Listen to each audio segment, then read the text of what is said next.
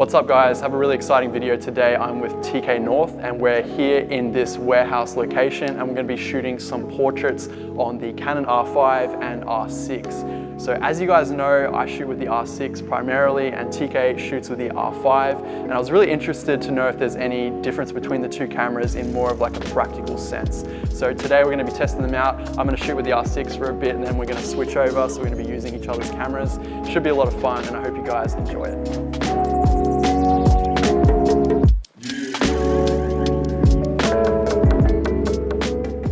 So I'm going to go first. I've got my R5, which is the camera I'm used to shooting on. Same lens we're going to be shooting on, the Tamron 35. Yeah, just leaning. Maybe just arm like out a little bit further here. Yeah, perfect. And looking at me, yeah. And a couple looking out as well. Nice. I might try and get one more like up against the window, so maybe this hand up against the window if you can. Yeah. Trying to not, maybe come this side of it so this isn't in the way. Cool, looking at me. 1, 2. Nice.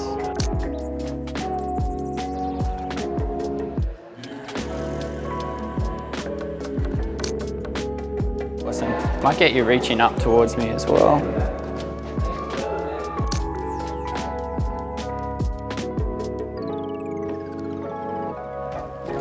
Sweet. Can I get you to maybe put one hand like up in your head or, yeah, cool.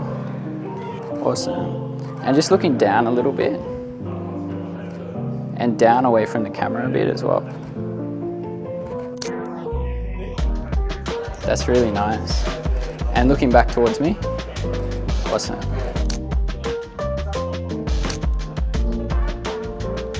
Alright, now my turn. I'm using the R6 first, and then after this I'm going to switch over to the R5. Actually, come forward a little bit. Yeah, that's cool. Yeah, and then just like looking like in towards the window. Yeah, sick. I'm going to use this big reflector here. I think it's just like a styrofoam board, and I'm going to use this like bounce some light back into the scene. So this will work as like a big reflector. So right now I'm using the servo autofocus with the eye tracking. It's doing a really good job as usual. Just put like both, have you got pockets? Yeah, just put your hands in your pockets, that's cool. Take a little step this way. Yeah, love that.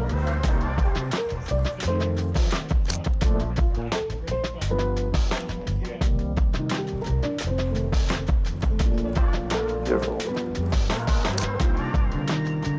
Get you like in against the window a little bit more, so maybe just go back towards the windowsill.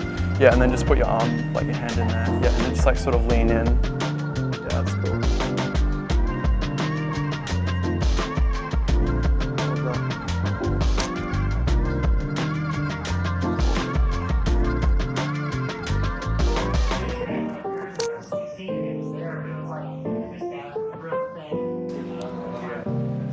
I think for me personally, the biggest difference is going to be the megapixel difference, but for this style of portrait shoot, I'm not sure it's going to make a difference, so it'll be kind of interesting to find out.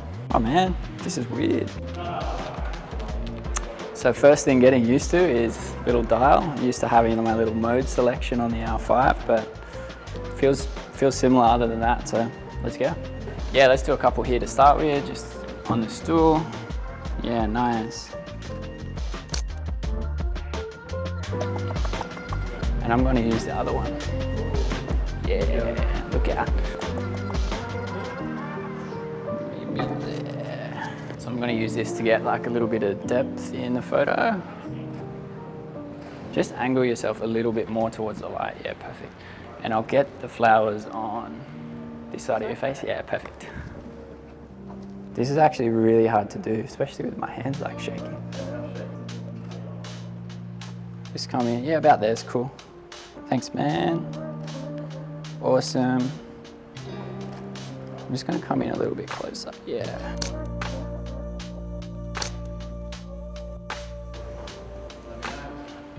Let's see how this goes. It actually feels like I'm using my R5 too. Like I can't actually notice the difference other than some of the settings. The autofocus is like exactly the same, feels exactly the same. But I'll get you to hold. I'm just gonna come in nice and close and get one close up. Just looking straight at me, yeah, nice. Just looking towards me, yeah. Yeah, I might get both hands on the window, so. Honestly, it feels like I'm using the R5 when I'm actually shooting. I think just because the AF and everything feels so similar. What do you think? Who knows? So this is actually my first time using the R5, and TK has his setup a little bit different to mine, but I'm really excited to see how it performs.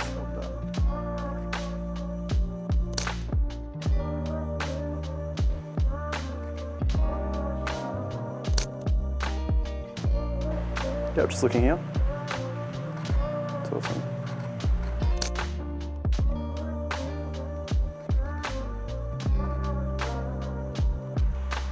Beautiful.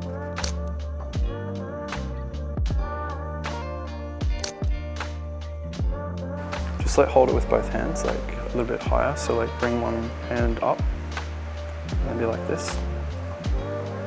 Okay. Sorry, it's a bit easier if I show you. Yeah, that's beautiful. Love that. Yeah, bringing your face in even closer, yeah, that's cool. Yeah, let's see. Gonna do one, just keep holding those, maybe over here towards this window. Yeah, we're going back to square one. Yeah, that's so nice. Love that. Beautiful.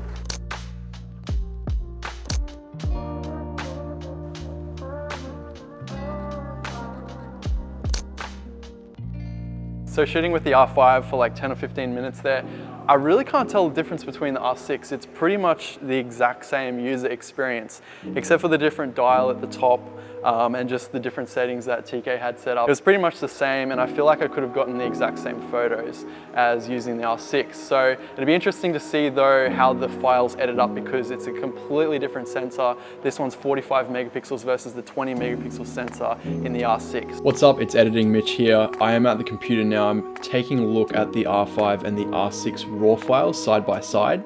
So right here, I've got a file from the R6, and then right next to it, I've got a similarly framed one from the R5. So if we go in and have a look at 100% here, you can see that the file from the R6 is very sharp. And then when we head over to the file from the R5, it is also extremely sharp, shooting at 1.4 actually on this Tamron 35mm SP lens. So you can see that the R5 file is a little bit more cropped in, and that's because there are a little bit more pixels to work with, being that it is 45 megapixels. So I thought I would do an export of these two files and show you guys exactly how they look when they're exported at a resolution that I would typically use, which is 4000 pixels on the long side. In this case, it's on the vertical axis. So looking at these two files at 12 megapixels now, exported as a JPEG, and I'm previewing them in full resolution on my computer monitor screen here. I've got a 4K monitor, and I'm scrolling between the two, and I gotta say, I think that the R5 one does look a little bit sharper, and I'm not sure whether that's to do with the lighting, because it does look a little bit more contrasty. Perhaps TN, our model, was closer to the window in this shot. I can't really remember.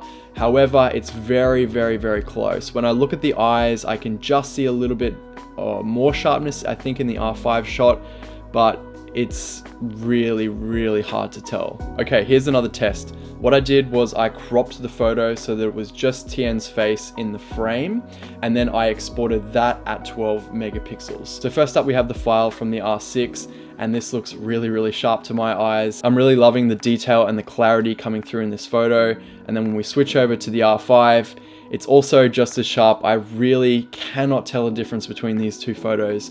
To my eye, they look identically sharp. I think that the R5 photo is a little bit more contrasty, so it does have a little bit of a bias towards looking more sharp than the R6, but I really just can't tell. So now I wanted to take a quick look at dynamic range between the two cameras. So I've got a photo here that's pretty well exposed for TN in the light, but the wall behind her is very dark. It's in the shadow. So what I've done is I have put up the RAW file, And then I've boosted the exposure so that the wall behind Tien is very perfectly exposed. And then I also did a crop, the same method as I did before, to see the grain in the shadows and how much detail we can recover without getting grain and all sorts of noise and stuff like that. So here's the raw from the R5.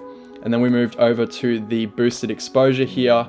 And you can see a little bit of grain in those shadows. The one thing that sticks out to me the most actually is the inconsistency in the color in the background. In the top right hand corner it looks very magenta-y, purple, and in the left hand side it looks very sort of greenish.